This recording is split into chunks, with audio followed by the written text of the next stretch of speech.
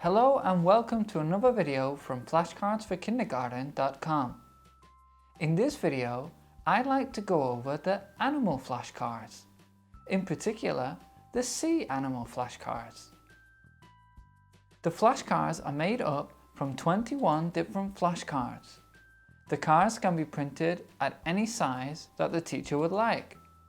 The cards themselves can be used to teach animal names as well as food chains. For example, a fish eats plankton and a shark eats a fish. Other sentence patterns can also be used, like, what colour is a crab? A crab is red. Another way to use the cards is to cut the word away from the picture. This way you can create matching games.